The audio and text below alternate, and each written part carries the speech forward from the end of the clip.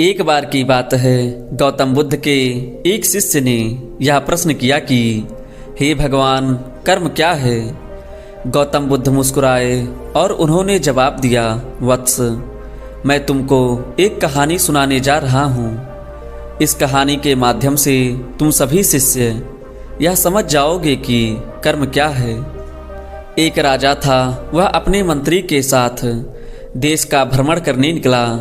भ्रमण करते करते राजा और मंत्री एक बाजार में पहुंच गए।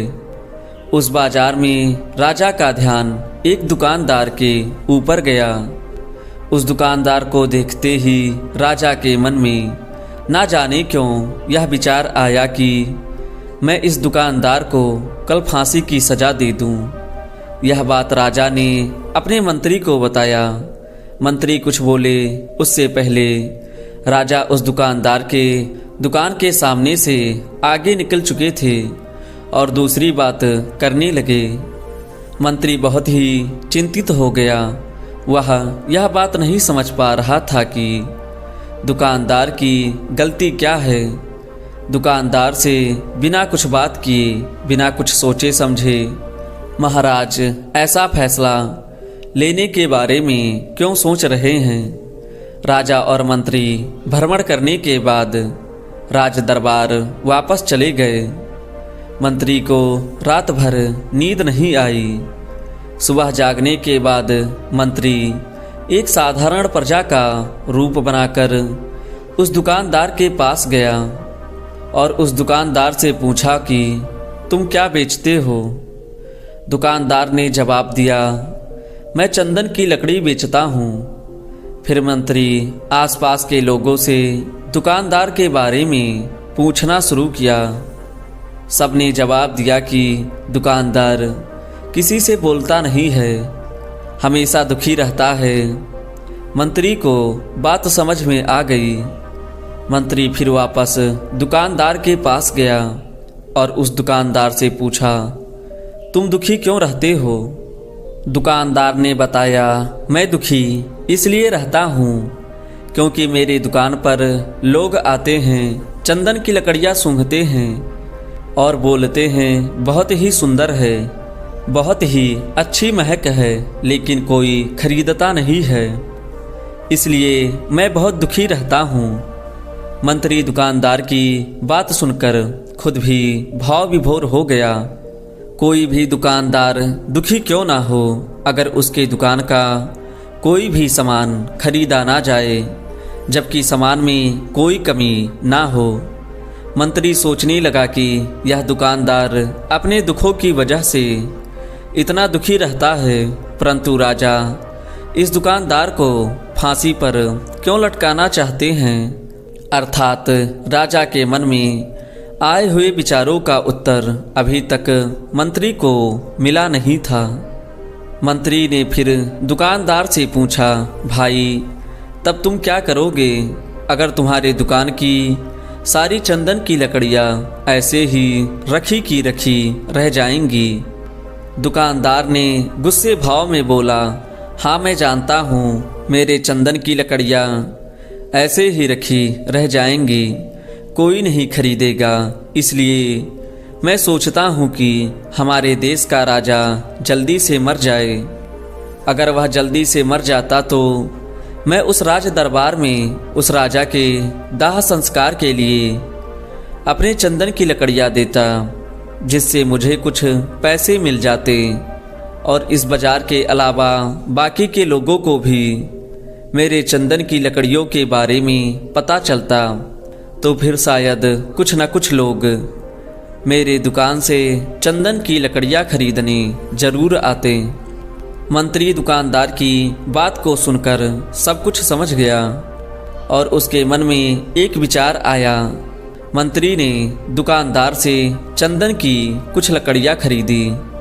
इस खरीदारी से दुकानदार को भी कुछ पैसे मिल गए और वह थोड़ा खुश भी हो गया।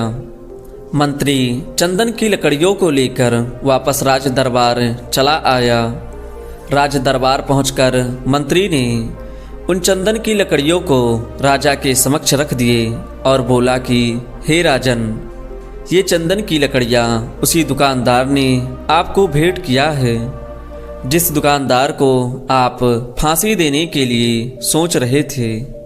राजा उन चंदन की लकड़ियों को सूंघे तथा सूंघने के बाद बड़े ही प्रसन्न हुए। उन्होंने कहा, यह चंदन की लकड़ियाँ तो बहुत ही ज़्यादा खुशबूदार हैं। दुकानदार के इस अनोखे भेंट से राजा बहुत ही खुश हुए और मंत्री को कुछ स्वर्ण मुद्राएं दिए तथा बोले, जाओ उस दुकानदार को ये स्वर्ण मुद्राएं इनाम में दे देना और बोलना कि आज के बाद महल में जब कभी भी चंदन की लकड़ियों की ज़रूरत पड़ेगी तब तुम्हारे दुकान से ही चंदन की लकड़ियाँ ली जाएंगी। मंत्री मुस्कुराने लगा तथा यह सोचने लगा कि अब तो राजा के मन में उस दुकानदार को फांसी देने का विचार आ ही नहीं सकता, क्योंकि अब तो हमेशा राज दरबार के लिए चंदन की लकड़ियों की इंतजाम की जिम्मेदारी उस दुकानदार को जो मिल गई है। मंत्री स्वर्ण मुद्राओं को लेकर वापस दुकानदार की तरफ चल दिया। इधर राजा इस विचार में पड़ गए कि वह दुकानदार तो बड़ा ही अच्छा इंसान है। जिस वक्त मैं उसके बारे में यह सोच रहा था कि मैं इसको कल फांसी दे दूं, तब उसके मन में शायद उस समय यह विचार चल रहा था कि राजन पहली बार मेरे दुकान के सामने आए हैं, क्यों ना मैं उनको अपनी सुंदर और खुशबूदार लकड़ियों को भेंट करूं। आज उसने मुझे भेंट भी किया, बेवजह ही मैं उसको फांसी देने के बारे में सोच रहा था।